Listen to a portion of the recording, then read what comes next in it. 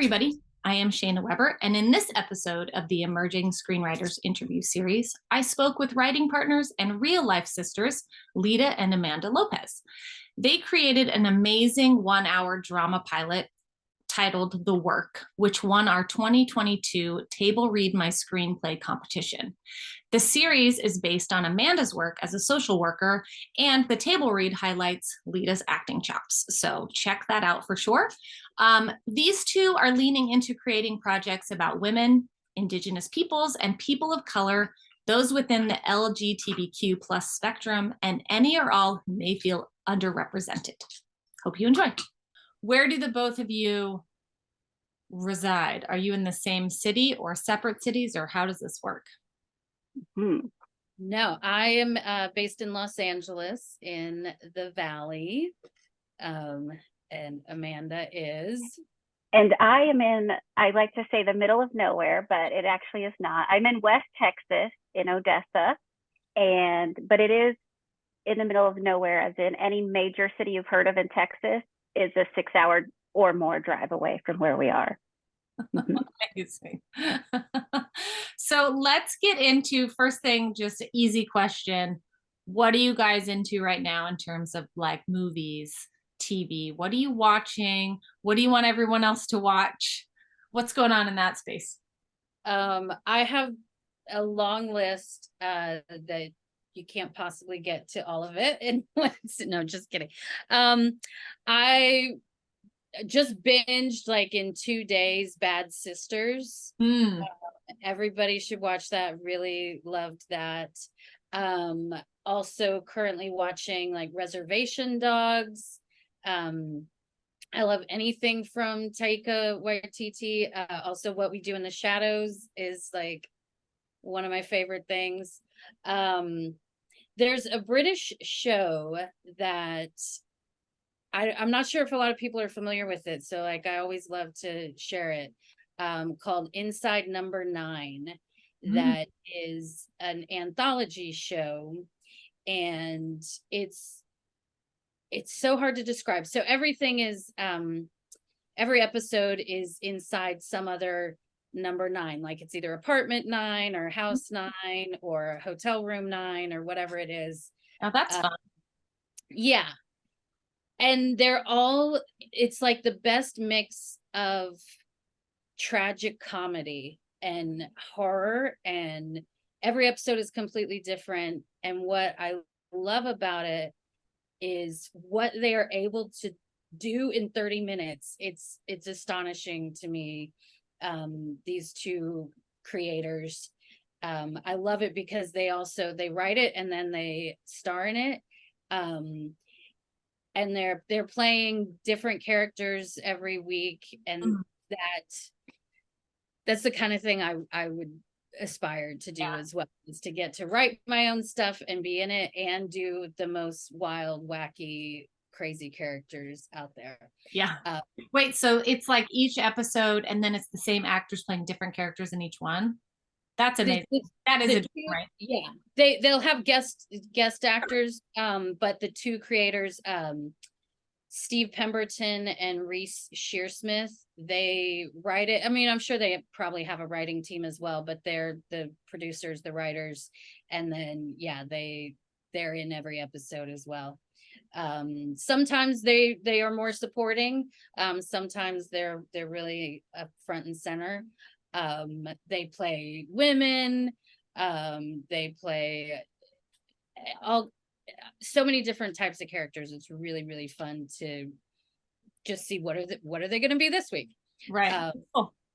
And it's just, and I love the mix of comedy and tragedy, which is kind of something I aspire to do as well. Like I love to write a dramedy. Nice, love that. I'm going to check it out. Amanda, do you have a TV out in the middle of nowhere? Well, funny you asked this question. I am just calling myself out as a screenwriter in that I don't probably watch enough TV, which is something most people don't say. So I'm kind of revisiting. I've always been super busy since I was a kid. So like right now I work my 9 to 5, and then I serve on boards and I do other things. So I have very little TV watching time, actually. So I'm revisiting the shows I never watched that everyone else watched when I was a teenager, or in the 20s in college when you didn't have time. So I'm watching things like Psych. I love that show. And Monk and The Office, those classic shows that I feel like everyone else watched at the time and I did not watch. And Parks and Recreation, like those fun shows like that. I love the series Longmire. I've watched it twice. I feel like I'm probably going to start it for a third time. But I've also been doing a lot of Audible. I have a commute to work, as most people do. And so I've been doing a lot of books lately, actually. But no, I don't have cable. I have Netflix and Hulu, and that's about it. And, you know, I'm very hippie in that way. How archaic of you. I know. Okay, so you guys have an interesting relationship. So I want to make sure, not relationship, that sounded really weird, but I mean in terms of like writing together. So I want to dive into that. And so Lita, let's start with this lovely poster behind you. Yes. Dun, dun, dun. And let's start from that point of working together. Was the work the first project that you guys wrote together? Is it the only one? Do you have talk about working together for that and what that was like? Yeah. So I've been writing scripts and screenplays for many years. And a few years back, Amanda came to me and was like, I have an idea. I was like, okay, great. What is it? Tell me all about it. And so it came from her own experience in the world of social work and being a therapist. So the process, when we first jumped off, I was home visiting in Texas, and we were able to the night before I was coming back, we stayed in a hotel room by the airport and probably stayed up till like 2-3 in the morning. Just what is this idea? Who are these characters? What are they doing? So we're able to do that whenever we have a chance to get together, really spend like a good chunk of time together. We flesh out ideas and outline what the project is. And then I tend to like go away and write dialogue and do the scripting, share it with her. Is this on the right path? Is this what you like? Where should we go here? So it's a very collaborative process. I have my own projects that I do on my own, but when we work together, it's kind of like Amanda has a great idea and I'm like, okay, how do we execute it? Right. And Amanda, so the work is based on your work. Will you just talk a little bit about your work? What is the work? Sure.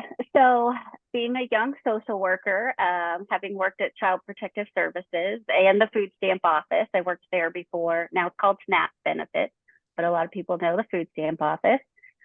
So like who gets into the work, who stays in the work, the real life crazy stories of stuff that happens, and the bonding that takes place in that kind of job that you do have. You go out to these home visits and things like that, and then you come back to your unit and they are the most supportive people. They're people who get it that no one else can. Like you can tell other people the stories, but it's not the same as someone else who's like, oh yeah, I've been there one time, this happened. And the support that's there for each other as social workers. And then after that, going on to school, to becoming a therapist, it's all the same work, right? And then when you're in school, you talk about what is the work that we're doing. And it's such a meaningful expression of something much bigger than any of us. It's not the desk and the form, but it is this bigger work that we all do as therapists, social workers, and people working in the system for other people. And it is actually fun, and there's good times and laughter too. Even though it's serious work, I still talk to my, unit supervisor from 10 years ago. Like we'll still check in. And I was just at a meeting today, actually, where now I'm in a different agency and in a different role. But the lady who was there with me, I was her trainee when she was the new social worker at CPS. And So it's just a really neat community to be a part of. Wow. Well, I mean, you both won with the work. You won the ISA Table Read My Screenplay competition, correct? Mhm. Okay. Yes. Because my brain just all of a sudden went like, wait, was that? um, what can you guys talk about that experience? And I mean, I know currently we're in a writer's strike, so there's, nothing going out and being sold right now while we support that. But can you talk a little bit about Table Read My Screenplay and what that did for you both and the project? It did a lot, as far as I needed that win.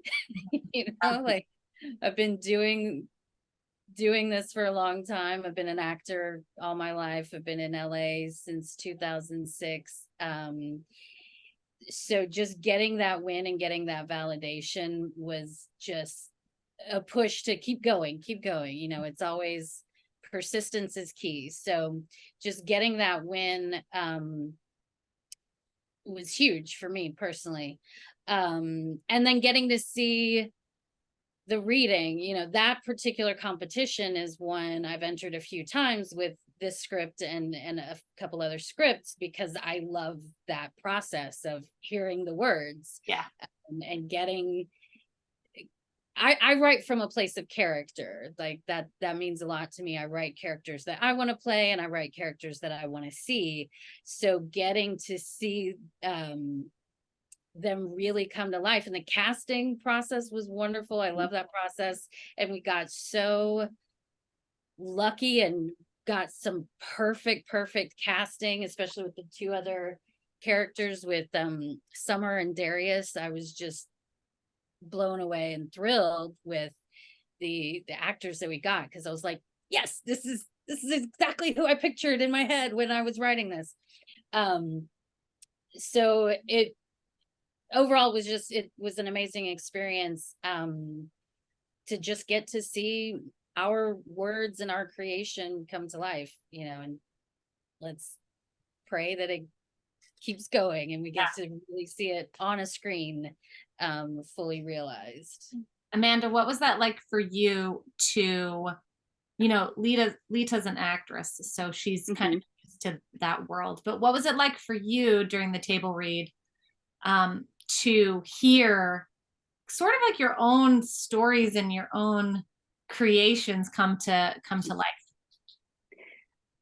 I was going to use the same word Lita did, but it's so validating. Like, I know, without sounding braggy, but I know it's such a good idea because I know these characters and I know these people and the stories. And so seeing it come to life is like, yes, it's everything that I knew it could be, even just with being a Zoom table read, right? Like, because I can see it all very clearly in my head. I'm a very visual thinker.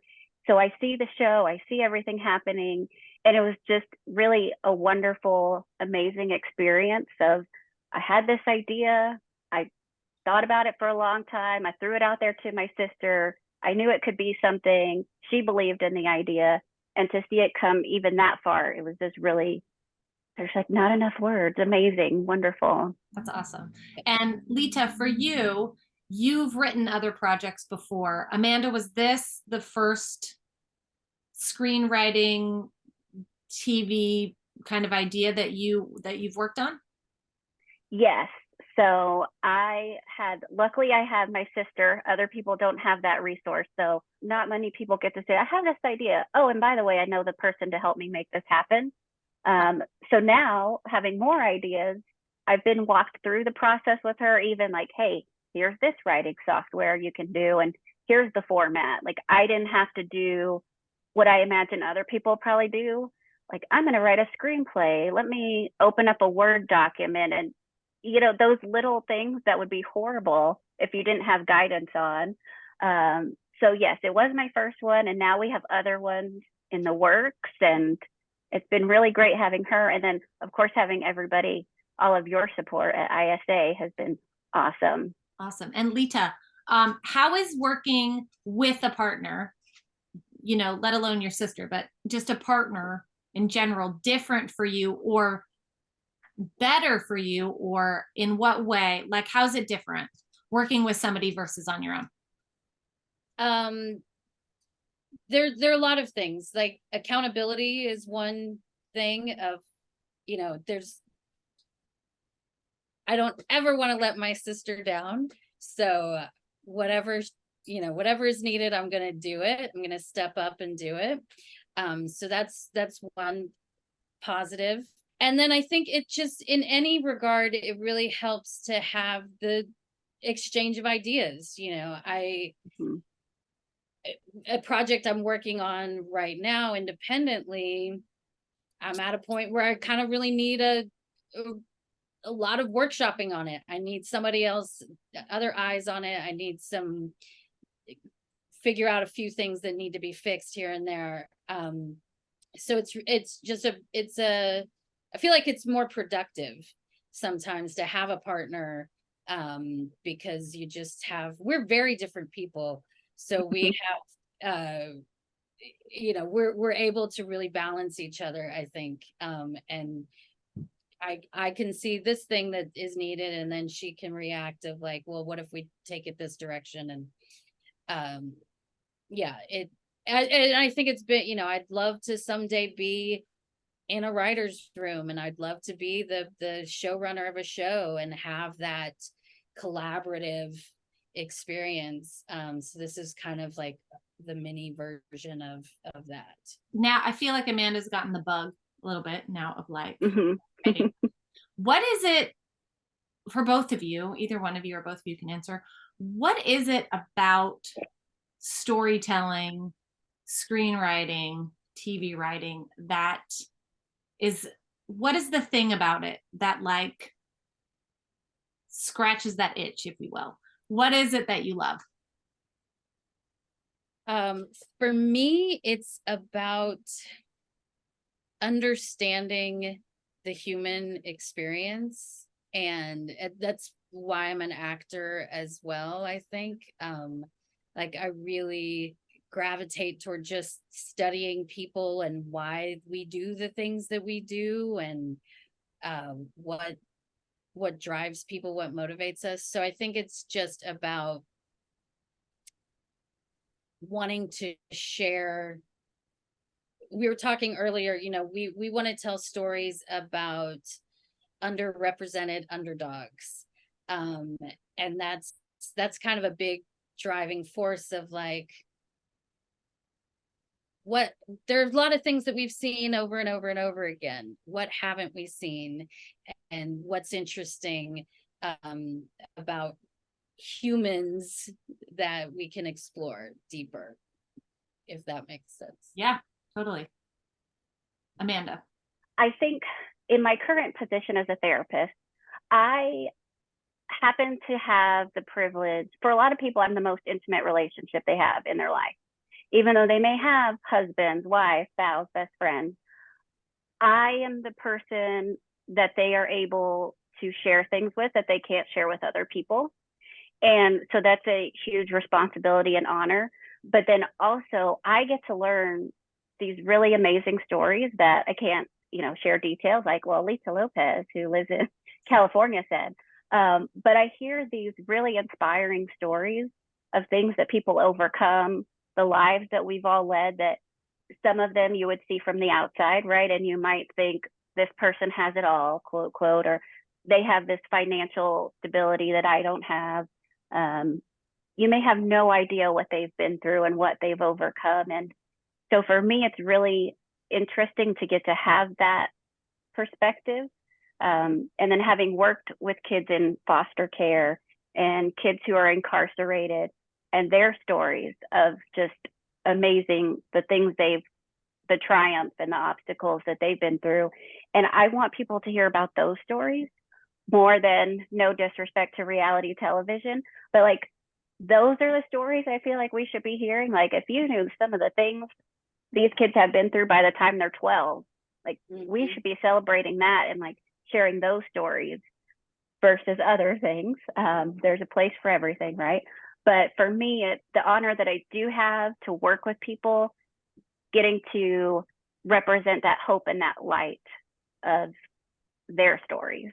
One of the things that I love about the work and that pilot that we did the table read for, is that you're really shining the light on judgment, in terms of, it's so easy for us to think we know someone's story and to put them in a box and to say, well, that's not right because it's not the same way that my life is.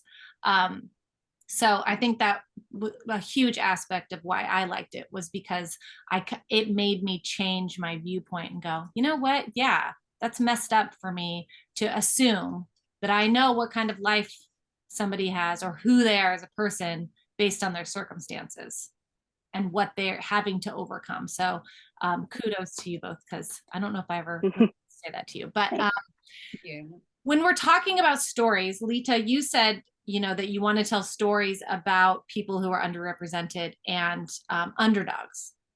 Was there something, we like to talk about like trauma or things that happened to you when you're younger.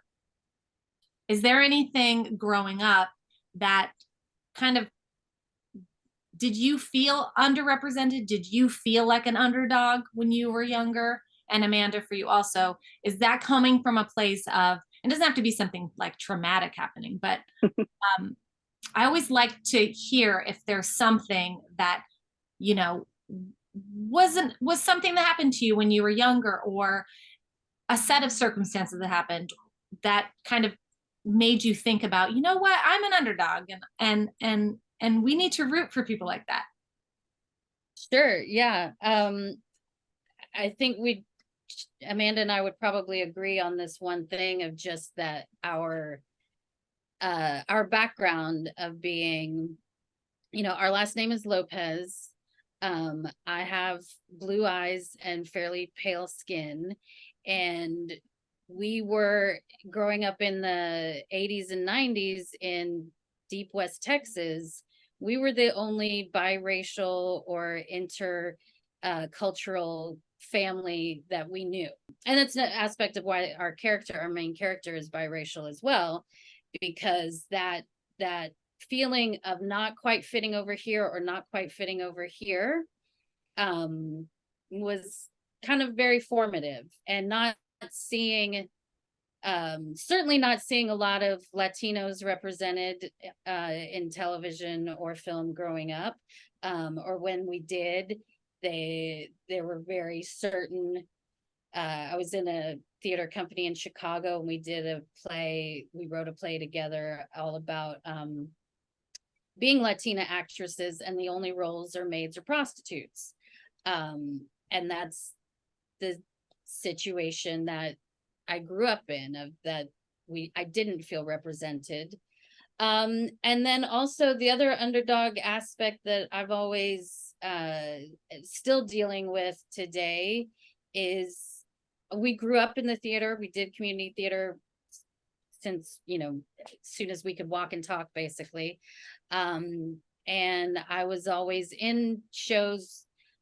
We were in a theater company that did children's shows, and being a chubby kid, I played a tugboat.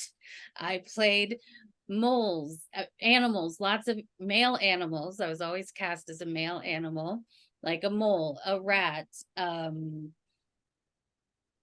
just got the message from very early on that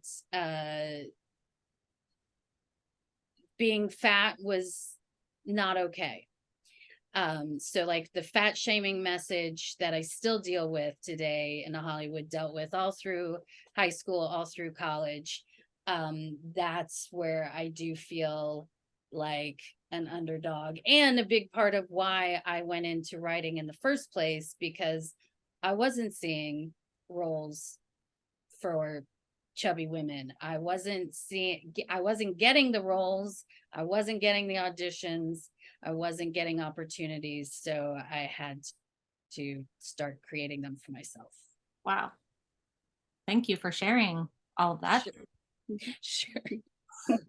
Amanda, do you want to add anything to that, just personally about yourself? I would say I can ditto all that about, being a halfie, as I call it, or my whole life. Still to this day, people say, "What are you?" And that's not unique to me. I know that happens to a lot of people. But just the other day, even someone said to me, I thought you were Jewish. I was like, nope, haven't heard that one before. I've gotten Italian, I've gotten lots of things. That's a new one.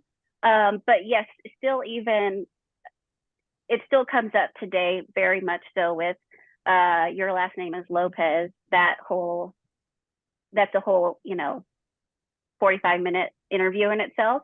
But I studied sociology in college because I love the cultural relations and all of that piece.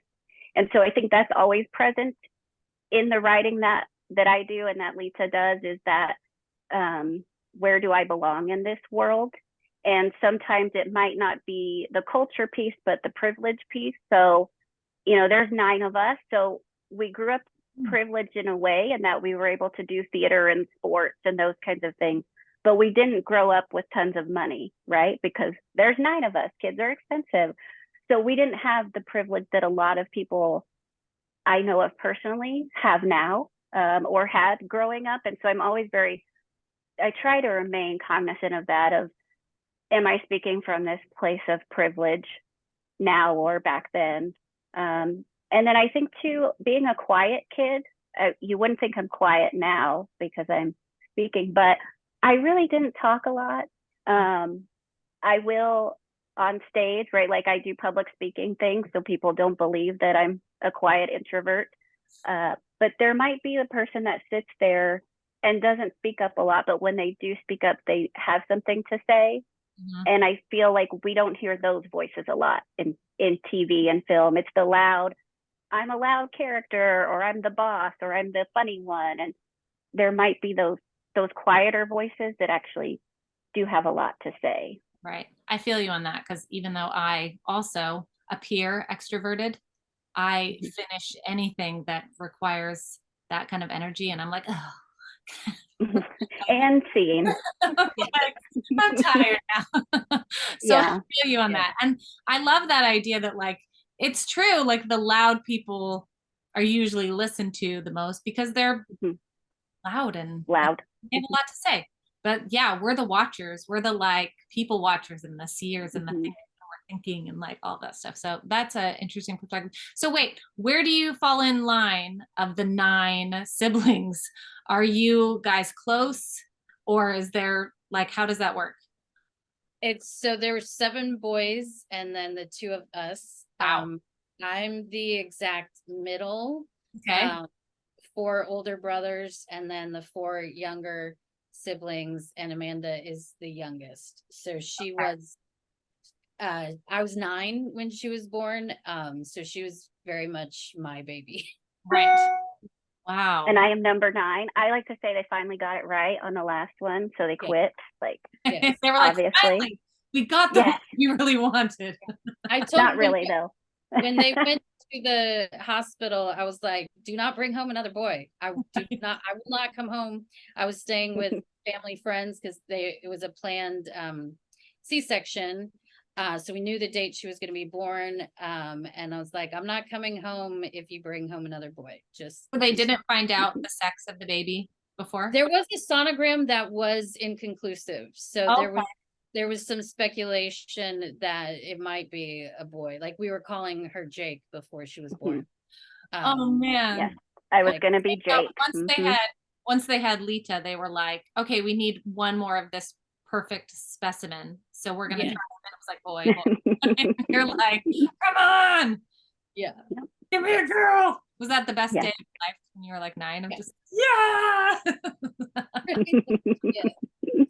That is amazing.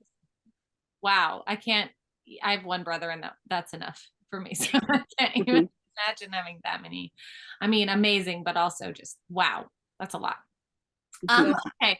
So let's kind of finish up with any advice that you have for creatives. I know, Lita, you're an actress and a writer and, multifaceted. And Amanda, you are therapist. And I mean, that must be amazing in itself. But what advice do you have for anyone who's trying to put themselves out there creatively, begin a screenwriting career? Any good advice you've received or want to share? Where I'm at right now, I think my advice would be learn the business. Mhm. Because that's what I'm working on. I'm studying how to write a business plan and how to find financing. And that's, the writing is the easy part and the fun part. I do suggest taking classes. I'll plug the ISA. I did the 30-day screenwriting challenge, and got so much, and the craft course. Mhm. Just got finally a really good structure. And I've read other screenwriting books and whatnot, and there were things that I've taken from those, but I do feel like the 12 sequences structure that I've learned has been really, really helpful roadmap to creating new project. And the newest thing that we're working on, the last time we were able to get together, we sat down and we did our 12 sequences. So that's been really helpful. So take classes, share your work with anyone who's willing to read it. Be willing to take the feedback, take what you need, and stick to what you believe in. But yeah, I would, for myself, I'm learning the business right now. So I have a couple answers. I would say to listen to yourself, because I've always known I could be a writer. I started when I was little. I had my big sister to look up to, but our mom is a writer too. And it was just always something I knew I could do. But it was like, like I knew I wanted to do it, but I'm going to do these other things. It wasn't a priority, but it's always been there. And so just listen to yourself if you have that kind of nagging thing that still keeps coming up for you, and that you are an artist. We live in such a product-based society that maybe one time someone said our essay wasn't good and we stopped doing it. So like, don't listen to that. If that's happened, that was made up. I got good essays. So still listen to yourself, right? Like we know what we want to do. And even that, like I became a dance therapist because I wanted to keep art in my life, but I wanted to help people at the same time. And then I just started the artist way, actually. And so I'm sure lots of people on here are gonna be like, oh yeah, I know that. But having that something, like we all know we should journal, right? Everybody knows you should do that. But having that accountability of, okay, I'm gonna get up, I'm gonna do my morning pages, I'm gonna listen to that creative voice that's always been there. Sometimes we dismiss it. Like I'll do something and this former supervisor of mine, she'll always say, you're so creative. I'm like, am I? Like, I don't really think of it that way, right? So just listen to that voice if it's still saying you should write or you should dance or whatever creative thing it is. Just go for it, because worst case, it doesn't work out, but it might work out and you don't have to regret it later that you didn't go for it. Right. There was this thing I just saw. It made me think of this little video I saw on Instagram the other day where it was like, we're so scared of being mediocre at something that we don't do it, even if it brings us joy. So if you want to dance, it doesn't mean you have to be the best dancer in the world. If you want to write, it doesn't mean you have to be Aaron Sorkin, you just have to do things that are calling to you and that you love. So, yeah. Absolutely. And I've started the artist way like 4 times. So I'm just going to. Well, yeah. Even doing art with kids, like having counseled kids for a long time, you will see them go, oh, but I don't know how to paint, or this isn't good. I'm like, art in here is not about being good. And so as adults, we have to remember that too. Like, you're not getting a blue ribbon from this art. You're doing it because it's good for your soul and you like doing it, and not about the product. Yeah. It's not about if it's Picasso, do your own version, because I'm sure he felt that way too. Maybe, I don't know, maybe he was like, I'm a genius. I don't know. Well, thank both of you very much for being on here with me and chatting about your life. And you're more fascinating to me now than when I knew you before. So thank you. Mission accomplished. Yes, and check. All right, see you next time, everybody. Okay, thank you. Bye.